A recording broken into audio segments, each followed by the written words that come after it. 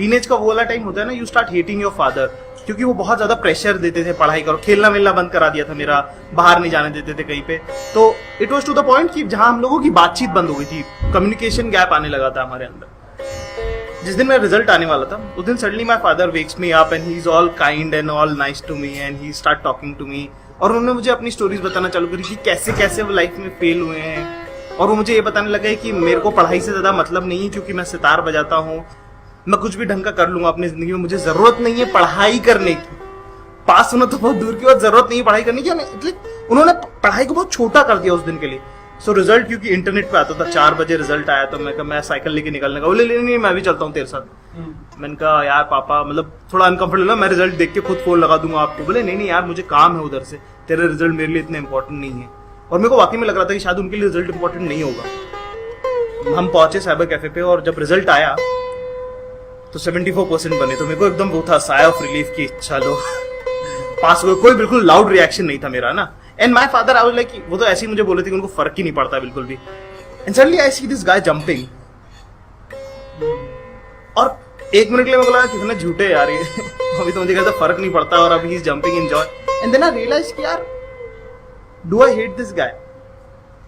Like एक आदमी जो मुझसे पिछले 4 महीने से, जिससे मैंने ठीक से बात भी नहीं करी, सिर्फ इसलिए कि कहीं फेल होने पे मुझे बुरा ना लगे। There so much of invisible effort our parents put in, our fathers put in, और हम कभी नोटिस ही नहीं करते हैं उसको। तो वो दिन मुझे लगा कि यार क्या मतलब, like he is not that bad.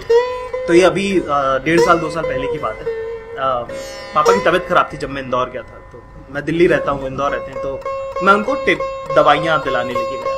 तो कुछ 4 दिन की दवाई दी होंगी, तो 8 टैबलेट्स थी, कोई एक ऐसी टैबलेट थी जो 8 थी। तो मेडिकल स्टोर वाले ने पूरी 10 दे दी, which is like 4 rupees extra. तो पापा 2 सीढ़ियां नीचे उतरेंगे केमिस्ट की दुकान से और वापस आ गए।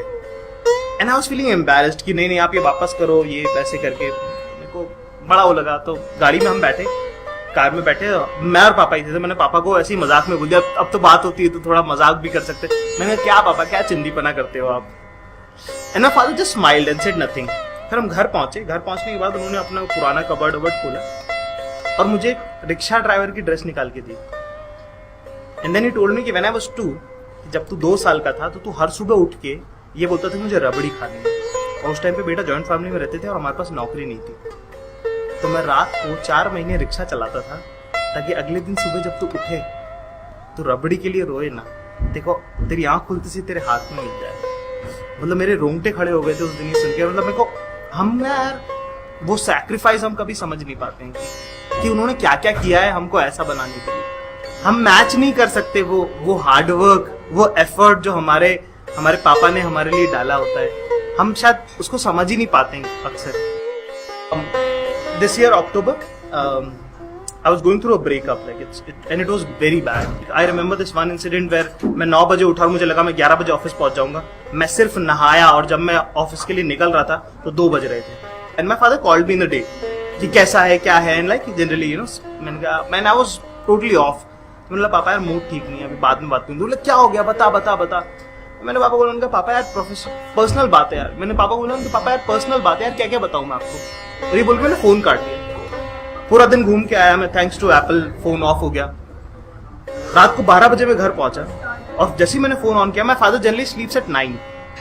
जो आदमी 9 बजे सो जाता है, 12 बजे जैसे ही मेरा फोन ऑन हुआ, सबसे पहला फोन उनका आया मेरे पास। And he was like very all pumped up और कैसा है तू, क्या यार, अरे तेरे बारे में ही बात कर रहे थे हम। And he started telling me all my winning stories since child कि यार पता है तू वहां पे था ना तो तू ऐसा था, पता है उस टाइम पे तूने 9 साल का था और तूने उनको ये कह दिया और वो आदमी तो देखता ही रह गया तुझे, यार तू चैंपियन है यार, तू हमारा स्टार है। And I knew what my father was trying to do. और मुझे रोना आ गया, मतलब आंसू आ गए। और मैंने पापा को ऐसी मोमेंट में बोल दिया, मैंने कहा यार पापा यार हार गया मैं। And my father was like कि हेलो आवाज नहीं आ रही भाई साहब, आवाज नहीं आ रही, हेलो जाकिर आवाज नहीं आ रही है। एंड मैंने कहा पापा आवाज आ रही है? कहते हाँ बेटा बोलना। मैंने कहा पापा यार हार गया मैं। देन ही रिप्लाइड कि देन ही सेड कि हेलो भाई साहब जाकिर से बात करा दो। मेरा जाकिर हारता नहीं है। देन ही सेड समथिंग कि यार सुन, मैं ना बहुत हारा हूं अपनी लाइफ में, इतना हारा हूं कि तेरे हिस्से का भी हारा हूं और मेरे हिस्से का भी हारा हूं। तेरे को तो जीतने के लिए पैदा किया, तू तो जीत ना, तू क्यों हार रहा है?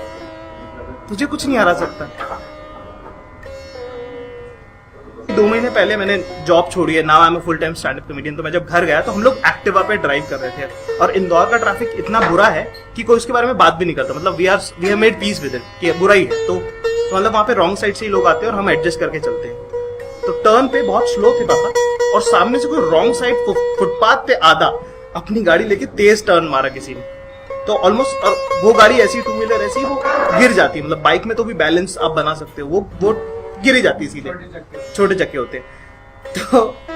तो स्पीड बहुत कम थी, टर्न था, तो मैंने अपने पैर टिका लिए, मैंने एक हाथ से पापा को पकड़ा, एक हाथ से गाड़ी पकड़ी।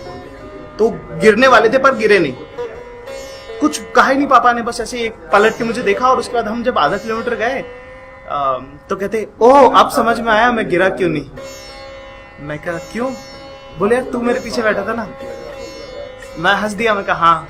बोले यार मैं वही सोच रहा था, अगर तू मेरे पीछे रहेगा तो मैं जिंदगी में दुनिया में कहीं पे नहीं गिर सकता यार, ये तो रोड है। मेरे को कुछ समझ में नहीं आया, मैं बोल ही नहीं पाया, कुछ जवाब नहीं था मेरे पास। उसके बाद मेरे को बोलते कि यार तू नहीं रहता ना तो बहुत अकेला लगता है यार।